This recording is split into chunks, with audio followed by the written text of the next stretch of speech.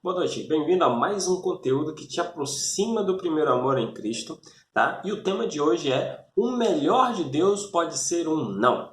É isso mesmo, o melhor de Deus pode ser um não, baseado na vida de José do Egito, né? A gente conhece muito bem essa história, mas eu vou dar uma relembrada aqui, né, em tudo que a gente for falar, que é para você se atentar mais, né, dentro do contexto que eu quero passar aqui para você, tá certo?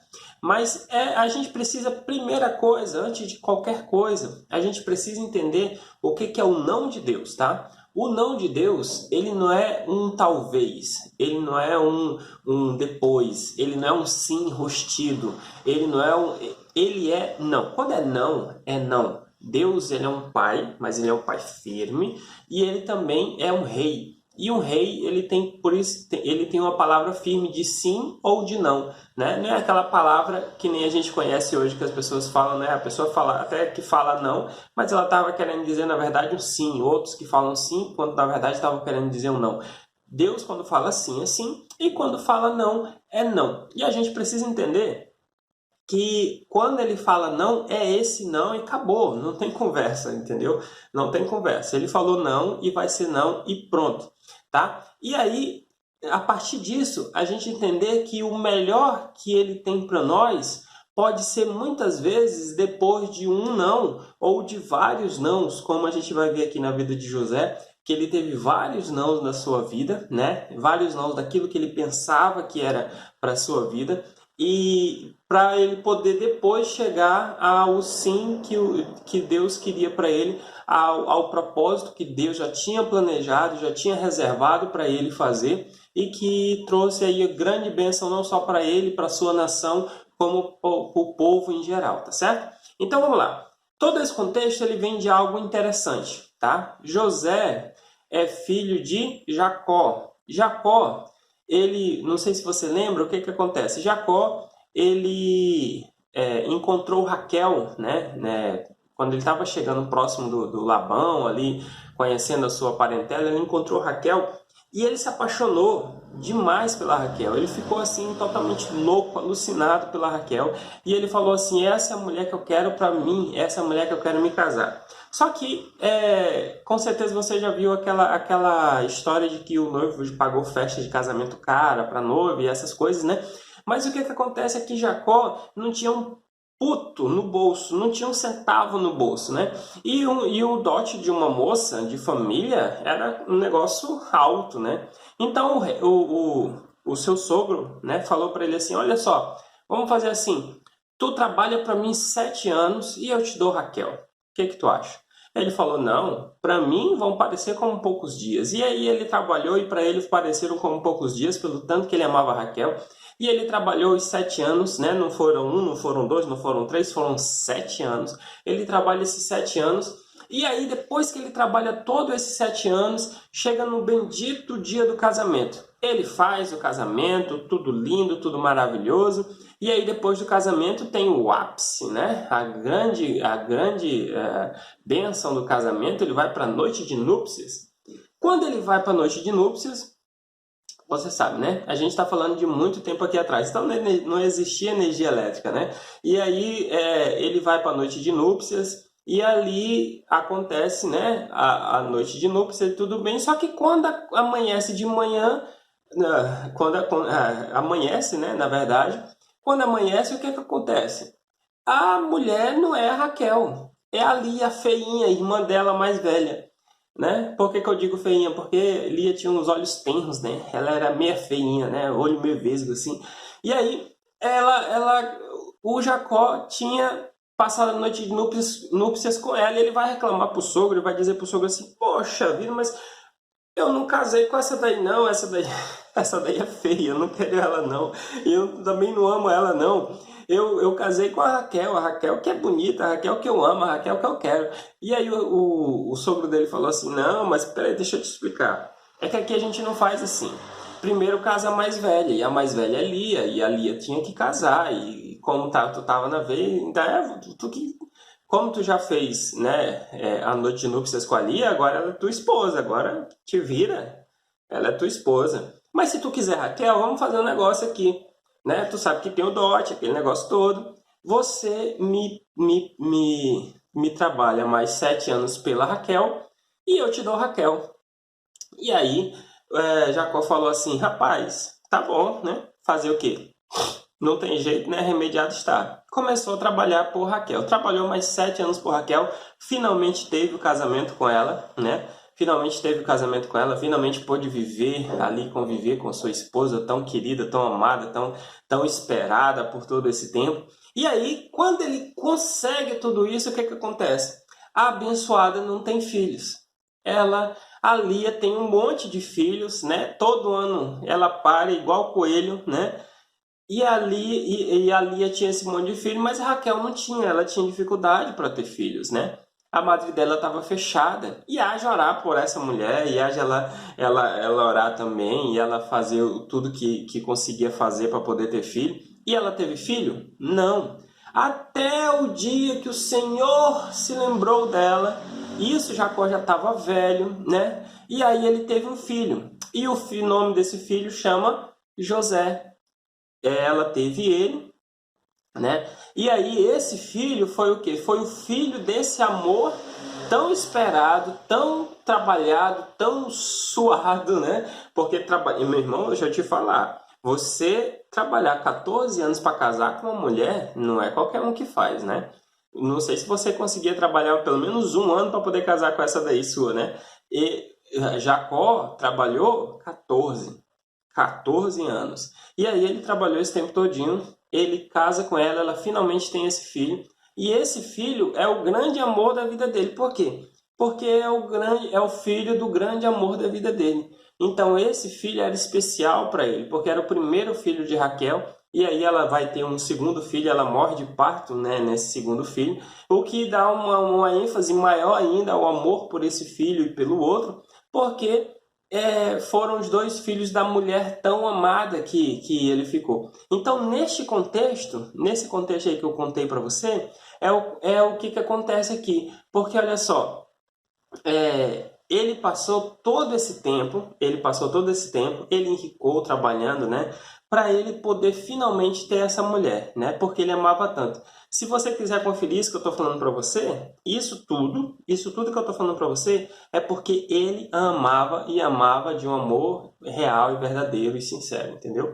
E se você quiser conferir tudo isso que eu estou falando, é só você ler Gênesis capítulo 37 a seguir, você vai ver tudo isso que eu estou falando para você, tá certo? Agora, tem 3 coisas aqui que eu queria salientar para você que geralmente as pessoas fazem quando isso acontece, tá? Quando isso acontece. Quando acontece o não de Deus, né? Quando acontece o não. Primeiro ela fica revoltada. Então aqui, Jacó teve, né, o não de não ter o filho logo em seguida.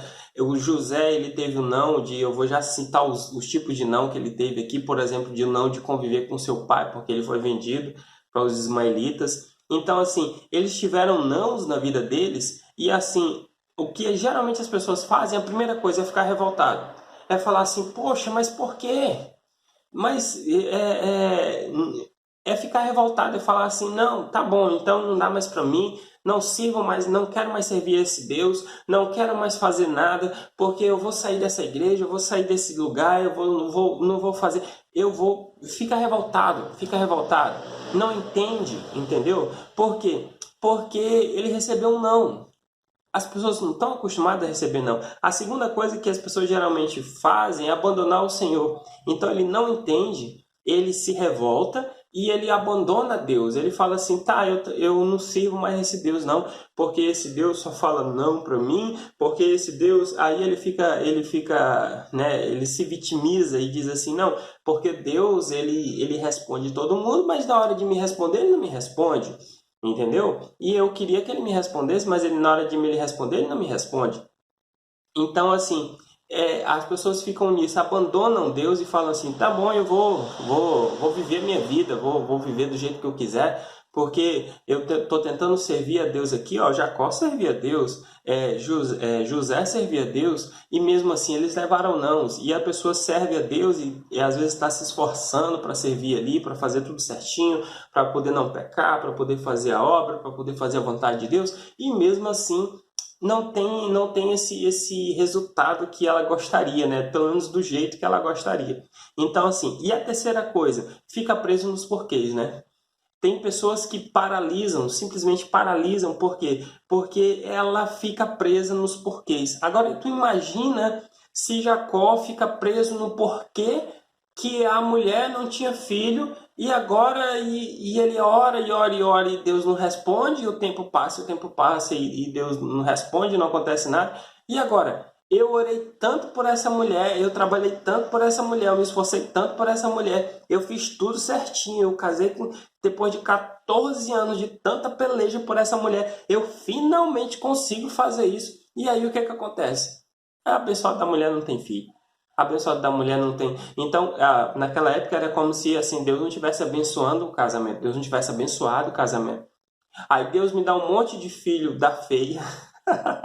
Ele me dá um monte de filho da Lia, da feinha, da Zaroi, e aí ele não me dá da minha, entendeu? Ele não me dá da minha tão querida, amada Raquel. Então, é isso daí. E um jeito errado que as pessoas também fazem era que se fosse outro, ele ia buscar, no caso de José aqui, ele ia buscar outro Deus. Porque olha só, José perdeu, eu vou citar alguns nãos que José teve, tá? Alguns nãos que José teve. Ele teve um não de não conviver com seu pai tão amado. Ele teve um não de não conviver com sua mãe, porque sua mãe morreu depois, alguns anos depois de parto. Ele teve um não de não conviver com sua família, ou seja, com seus irmãos e com a sua parentela. Ele teve um não de não conviver com sua parentela, porque ele foi vendido pelos ismaelitas depois, né, escravo no Egito e tudo mais. Ele teve o não de não conviver no seu meio social, em que ele viu todo mundo crescer, desenvolver e tal, no meio social. Ele teve o não de não andar com seus companheiros, sabe? Com certeza era aquela amizade de coleguismo, né? Então ele andava com os filhos de Zilpa e os filhos de Bila. Ele teve o não de não andar mais com esses camaradas. Ele teve o não de não de achar que o sonho se realizaria do seu jeito. Então ele teve um sonho, né? E no sonho os molhos dos outros se ajoelhavam diante do molho dele, e todo aquele negócio que ele teve o sonho. E aí ele pensou que isso ia ser do seu jeito. E aí ele teve o não de o sonho ser realizado de outro jeito, de um jeito totalmente diferente, e num contexto totalmente diferente, que vai acontecer mais lá na frente, quando ele for governador do Egito. E ele teve o não de viver a vida de pastor. Você sabe que os irmãos dele eram pastor, ele estava seguindo o caminho também de ser pastor, né, José do Egito, e ele poderia ser aí também pastor, né, no futuro, ser pastor de ovelhas e ser pastor do gado do seu pai, né? Então, alguns nãos que ele levou. Então, assim, o jeito errado era que, olha só, se fosse outro, na hora que ele é vendido para os ismaelitas, que ele chega no Egito, o que é a primeira coisa que ele faz? O jeito errado. Lá no Egito tinha mais de 2.000 deuses, 2.000 deuses. O que a pessoa faria? Escolheria um desses 2.000 deuses, que não são deuses, né? Mas escolheria um desses 2.000 para cultuar e deixaria o seu Deus, né? Mas isso não aconteceu com José, tá? Porque José, ele saiu, ele foi vendido pelos ismaelitas, ele chegou no Egito, mas mesmo tendo essa quantidade enorme de deuses, ele ainda continua crendo no Deus do seu pai, ele ainda continuou servindo o Deus do seu pai, e ele ainda continuou fazendo a vontade de Deus do seu pai, é tanto que Deus era com ele em tudo aquilo que ele ia fazer, tá? Mas, meu irmão, Deus tem algo inimaginável para no caso de José, tá? Algo inimaginável. Efésios 3:20 diz um negócio muito interessante, diz assim, ó. Efésios 3:20 diz assim: aquele que é poderoso para fazer muito mais abundantemente além daquilo que pedimos ou pensamos, segundo o poder que nós opera. Então, assim, Deus tem para nós muito mais abundantemente além daquilo que pedimos ou pensamos. Deus tem para nós aquilo que é inimaginável. Era isso que Deus tinha para José. Era isso que Deus queria fazer na vida de José. Era por isso que José levou tantos nãos na cara. Era por isso que José levou tantos não na sua vida. Era por isso que José foi rejeitado pela sua família, pelos seus parentes. Ele foi tirado do convívio do seu pai. Ele foi preso. Ele foi colocado como escravo. Porque Deus tinha um propósito na vida dele. E esse propósito era fazer com que ele chegasse lá na frente e fosse governador do Egito, para que ele pudesse, através de ser governador do Egito, ele poder aí ter a possibilidade de salvar milhares de pessoas, né? Inclusive o seu povo, por causa disso. Mas aí, por isso que vem agora as etapas e as provas, né? E aí eu queria te relembrar aqui a história da escola, da sua escola. Por exemplo, você está na primeira série na primeira série do ensino fundamental. Qual a segunda série depois que você passou da primeira série, qual a série que você vai? A segunda. E aí você terminou a segunda, você vai para qual? A terceira. Você terminou a terceira, você concluiu, você fez as provas, você passou, você vai para qual? A quarta. E é uma sucessivamente atrás da outra, até você terminar o ensino fundamental, até você terminar o ensino médio, mas não tem queima de etapas, não dá para ter uma queima de etapas tão grande como você começar no segundo ano do ensino fundamental e já ir direto para um doutorado de uma faculdade. Não dá para fazer isso. Você tem que passar por etapas, você tem que vencer as etapas, você tem que fazer as provas das etapas e você tem que vencer essa prova das etapas, né? Pelo menos ter aí a média para você estar passando. Então, eu selecionei aqui 3 fatos muito importantes para a gente entender aqui a história de José. Primeiro tem a etapa da casa de Potifar. O que acontece na casa de Potifar? Ele chega na casa de Potifar e a Bíblia diz que tudo prosperava na sua mão. Tudo que José colocava a mão prosperava de uma forma grandiosa. Então, Potifar começou a deixar tudo na mão dele. Enquanto ele deixava, mais as coisas se multiplicavam, mais as coisas melhoravam, mais as coisas davam certo, mais as coisas eram abençoadas de tal forma, de grande forma, e era uma bênção. E aí tinha também uma administração impecável. Ele começou a administrar, né, os bens de Potifar, as coisas de Potifar, de tal forma que Potifar não conhecia de nada, só a comida que ele comia, só para você ter uma ideia, né? Ele conhecia só a comida que ele comia que estava na mesa dele. Ele não conhecia mais de nada sobre ele, tá? Estava tudo nas mãos de José do Egito, tá? E aí o que acontece? Depois de tudo isso, depois desse tempo, depois de ele ter pegado a confiança do seu Senhor, depois de ele estar lá, depois de Deus ter abençoado, depois de ele fazer tudo isso, o que acontece? Vem a prova, porque em cada etapa tem a prova. Então isso que eu queria que você se atentasse. Atenta para isso daqui que eu estou te falando, olha só. Depois de cada etapa tem a prova. Você foi aprovado na prova, vem outra etapa. Depois de cada etapa vem a prova. Você foi aprovado na prova, vem outra etapa. Se você foi reprovado na prova, continua na mesma etapa. Meu amado, não tem como não, entendeu? Até no jogo de videogame, se você não vencer o vilão, se você não tiver o último item para poder vencer, para passar da fase, você não vai para a próxima fase. Não funciona assim, tá? Na escola também não funciona assim. Você vai lá, você tem que sentar, funciona assim, você tem que sentar, você tem que fazer a prova, você tem que conseguir pelo menos a média mínima. Se não for assim, você reprova, você volta para a etapa e fica no mesmo ano ali, entendeu? Então ele vem, no caso de José aqui, vem a prova. E aí qual é a prova? A abençoada da mulher de Potifar resolve botar o olhão em cima do José, que era formoso de porte e semblante, era um cara bonitão, fortão. E aí a mulher coloca o olho nele e fala assim, não, vem cá, bora, deita comigo e tal, entendeu? Nós dois.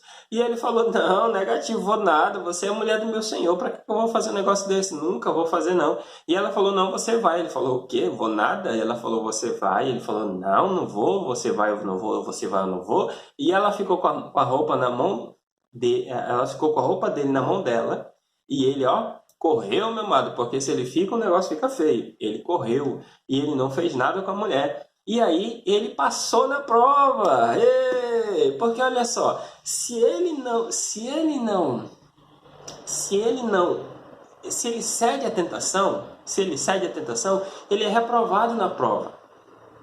E talvez a história dele acabasse ali. Por quê? Porque, ó, morte, o cara era um oficial do exército, Potifar, entendeu? Era morte. Se ele faz realmente ocorrer. Eu acredito particularmente que Potifar sabia a mulher que tinha e ele soube que José foi para o cárcere porque ele sabia no fundo que José não tinha feito nada, tá? Mas se tivesse feito mesmo, morte, a história de José acabava ali. Então José passou de fase, passou para a próxima etapa. E qual é a próxima etapa? Casa do cárcere. Puxa vida, agora parece que o negócio está piorando para José, né? Porque olha só, quando você vence uma etapa, o que você acha? O que eu acho? Que vai ser mais fácil agora, que vai ser mais tranquilo, que vai ser mais sossegado, que vai ser mais o quê? Que vai ser mais o quê, meu amado? Vai ser mais difícil. Você venceu a etapa, você passou para a próxima etapa, você está mais cascudo, você está mais forte, você está mais vigoroso, você está pronto para enfrentar o negócio mais forte. E aí ele vai para a casa do cárcere e a primeira coisa que ele sofre é uma injustiça. Porque a mulher acusa ele daquilo que ele não fez e ele vai pagar por aquilo que ele não fez preso. Então é injustiça. Então ele vai para lá, mesmo diante dessa injustiça, ele levanta a cabeça, né? E ele começa ali a querer ajudar, a querer fazer as coisas ali. E o que acontece? Depois que ele tenta fazer isso, depois que ele tenta ajudar, depois que ele tenta fazer, começa a acontecer as bênçãos. E o carcereiro vê que o negócio, tudo que ele bota a mão é abençoado. E o carcereiro fala assim também, então tu vai cuidar da cadeia. Cuida da cadeia para mim também. Porque tu é um bom administrador e tudo que tu bota a mão, o negócio anda, o negócio funciona, o negócio flui, o negócio vai, o negócio é uma bênção. Entendeu? E aí, dentro da cadeia, acontece aqui um ponto que é chave. Dentro da cadeia acontece um ponto que é chave que eu queria que você prestasse muita atenção. O que é? Lá dentro da cadeia, o padeiro e o copeiro do rei, eles têm um sonho. E aí eles têm esse sonho, e aí eles estão falando sobre esse sonho, e José interpreta o sonho dos dois. E acontece exatamente como José interpreta. Um morre e o outro é restaurado ao seu lugar. Né? Do jeito que José falou, é feito. Só que José fala para os dois, quando ele interpreta, né, os dois ainda vivos, ele fala assim, olha, se um de vocês vai sair, fala para o rei que foi eu que fiz, né? Me ajuda aí, cara. Pô, dá uma força aí. Nós estamos aqui ferrados, todo mundo ferrado, preso, né? Sem perspectiva e tal. Me ajuda aí. E aí o abençoado foi restaurado, né? E não. O copeiro foi restaurado, o padeiro morreu. O padeiro morreu e o copeiro foi restaurado. O copeiro foi restaurado, mas não lembrou, né? E aí ele sofre mais uma pancada, né, na casa do cárcere, que é o que? Esqueceram dele. E aí começa uma outra etapa. Qual é essa etapa? É a etapa do governador. Mas antes de eu entrar na etapa do governador, deixa eu citar uma coisa muito importante aqui para você. Olha só. Isso é muito importante, presta atenção. Vai chegar um ponto chave na nossa vida. Vai chegar um ponto chave na sua vida. Em que o que vai fazer a grande diferença para você alcançar grandes vitórias ou não, vai ser se você desenvolveu o seu dom. É isso que você ouviu. Se você desenvolveu, se você sabe o seu dom e você desenvolveu ele a ponto de você utilizá-lo na hora exata que vai ser pedido. No caso de José, ele tinha um dom e o dom dele era interpretação de sonhos. E ele pegou esse dom e ele trabalhou esse dom, ele desenvolveu esse dom a ponto de que, quando ele estava lá na casa do cárcere, aqueles rapazes falaram o sonho e ele falou sobre o significado exato de como era o resultado daquele sonho. E aí, como ele falou aquilo dali, por causa que ele falou aquilo dali, vai começar para ele uma outra etapa, que é a etapa de governador. E a etapa de governador começa exatamente no dia em que o copeiro lembra, quando vai dar o vinho para o rei lá, o copeiro lembra que tinha no cárcere, o rei tem um sonho meio maluco e tal, não sei o que, não tem ninguém para interpretar, ele vai matar todo mundo, tá, aquele negócio todo. E aí o copeiro lembra e fala assim, não, lá no cárcere tem um cara, tem um camarada lá que ele interpretou o sonho do jeito que ele falou para mim, do jeito que ele falou para o padeiro, aconteceu. Então, do jeito que ele falou para mim, do jeito que ele falou para o padeiro aconteceu, chama ele lá e fala para ele como é que vai ser, como é que é o sonho aí, que ele vai te explicar tudinho aí, entendeu? Então o faraó chama ele, né? Ele se prepara, vai diante do faraó, o faraó conta o sonho, ele conta a interpretação e na interpretação ele fala: o senhor precisa de um homem que gerencie, que governe, que administre essas coisas, porque vai vir 7 anos de fome aí, 7 anos de muita escassez, e se não tiver alguém para gerenciar, para organizar isso daí, vai morrer muita gente de fome. E aí o faraó, evidente, coloca ele como esse governador, e o José é levantado do pó, da cinza, do nada, né, de lá dentro da prisão, para ser governador do Egito, somente abaixo de Faraó, ou seja, ele mandava em tudo agora, meu chegado, ele mandava em tudo, meu amigo.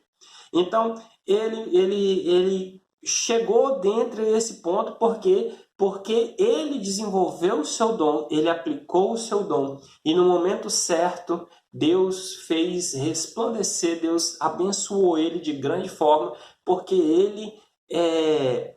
ele pegou o seu dom e conseguiu fazer com que seu dom fosse uma bênção para outras pessoas. Então é isso que a gente precisa tentar, você precisa tentar e eu também. Faça com que o seu dom seja uma bênção para outras pessoas. Porque você fazendo isso, o seu dom vai ser uma bênção para outras pessoas, mas vai ser uma bênção para você também. Entendeu?